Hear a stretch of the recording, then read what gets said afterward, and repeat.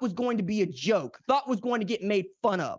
And by the end of the first half, everybody knows, oh, damn, they came to play. Oh, damn, they might actually beat up on a team that's picked to finish at the top of the Big 12 conference.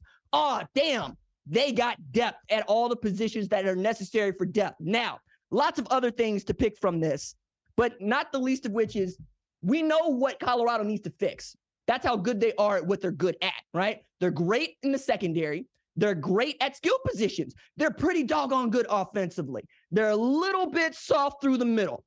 We saw that because Trey Sanders and Imani Bailey were basically running roughshod through the middle of the front seven whenever there was a crease. And if Shiloh Sanders and Travis Hunter don't make plays, we're talking about probably a different score. You can't give up 42 and expect people to say nice things about your defense. Charles Kelly knows this better than anybody because he was coaching for Nick Saban just last year. Okay? So we know they got to fix that. We also know that special teams right now, Colorado's a liability. All right? You damn near gave off a kickoff return for touchdown that could have lost you the game. And you had a field goal block because your timing was off with your snapper and your kicker because they were able to get to the ball before your kicker was able to get to the ball. That's not supposed to be the thing, okay? But if they get those things fixed, they can make some noise in the Pac-12, and they will, if nothing else, can remain ranked in my top 25. We'll see how far I move them, and we'll talk a little bit more about that in my movers and shakers bit here. But you understand what this means. You understand that you're going to continue to watch Colorado play football, and we're all going to be glued to television next week when they play Nebraska on Big Noon. Again, in prime time where I work is the 11 a.m. Central Standard Time. Get on the train, okay? Big Noon is our game. It's the one that we sell out for. It's the one that we love the most. It's the one where my eyes are glued. And today, for 4 quarters, I got the best football that we've seen all weekend. We get to see 87 points scored in a game that matters in what is going to be a conference game in just a year's time. But one of the things that I also took from this is Joel Klatt, you'll know, played quarterback at Colorado about 15, 20 years ago, right? It was really great when he had to play against a guy named Vince Young, Texas, but really was the last time that Colorado was relevant, and certainly the last time that we thought about them winning more than 6 games in a year, okay? He said, this is the best player in Shedeur Sanders I've ever seen play the quarterback position, or one of them, right? I think Shedeur Sanders is already up there with Slash. To the old heads, you know Slash. To the young heads, Cordell Stewart. And that's my way of segueing back to 1995, right? I believe head coach is Rick Neuheisel at the time. And Colorado's ranked number 14 at the time in the preseason. They go up to Madison. They get a win against Wisconsin. That was also the last time that Colorado went on the road in an opener and won a football game. 28 years ago, folk. That's where we're at. We're talking about Prime being unprecedented in his life. We're talking about him being unprecedented as an athlete. And now we're talking about him being unprecedented as a head coach. He is 28-3 in his last 2 years in a game as a head coach. It is not a man who is used to losing. As a matter of fact, the last time the Prime was part of a losing football team, who was the Baltimore Ravens playing at 35 years old. Okay? It's been some time. It's been a while. But it should not be shocking to you. And it shouldn't be shocking to anybody that hears this. Because I had said, and I will continue to say, if Texas Christian can go 5-7 in 2021 and end up in the national title game in 2022, why the hell can't you think that Colorado's going to be good? I didn't say play in a national championship. I didn't even say win a Pac-12 championship. I said be one of the top 25 teams in our sport.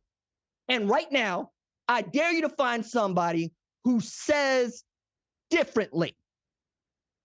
Also add in there, because I picked Colorado, unlike some, I'm undefeated in my picks, and we'll talk about that a little bit more. But what does this mean for TCU?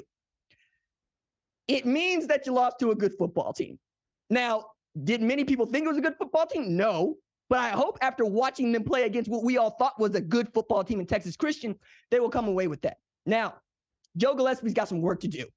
There's nothing good about 510 yards being passed on your defense. And there's nothing good about 81% of those passes being completions.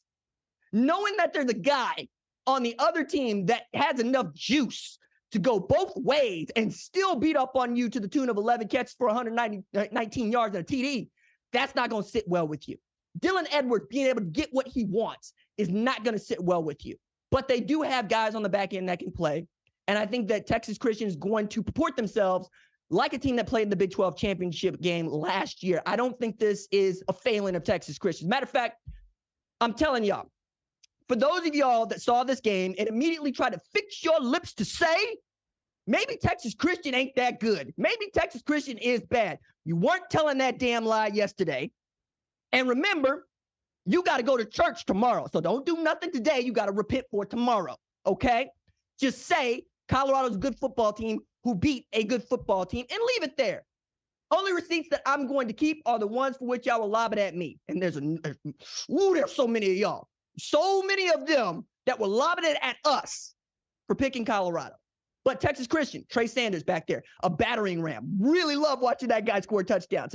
As hard as it is for Texas Christian fans to believe at this point, nobody's rooting more for Trey Sanders on that team than me. I have been in on that dude since he was a high school recruit, and he has battled back, and now he's big and he's strong, and they trust him to go power into the end zone, and that was great to see. Jared Wiley might end up being an all Big 12 tight end. He could get anything he wanted in the middle of that defense. He was a matchup nightmare. There was nothing that they were going to do to be able to stop Jared Wiley, so much so that I'm going, Chandler, at some point, I'd just be throwing it up to 6'7", 250, dog. Like, Colorado didn't have nothing they could do with them, and I think that's going to be consistent for Jared Wiley. I think JoJo Earl is going to come on in a big way. And Monty Bailey showed out. Chandler Morris is still a dude. He can play. I think that as they get a little bit more interested in their run game, Kendall Briles, yeah, Texas Christian is going to put up another 42 points, and they're going to be a tough out. This is not a coffin nail for Texas Christian. It's going to hurt them in the rankings coming in week 2, but we still got 11 regular season games for them to play, and I expect them to be in the hunt in the Big 12 title race. All right. Thank you for watching the #1 college football show. Please remember to subscribe to the channel and like this video so that you don't miss any of the best college football coverage in America.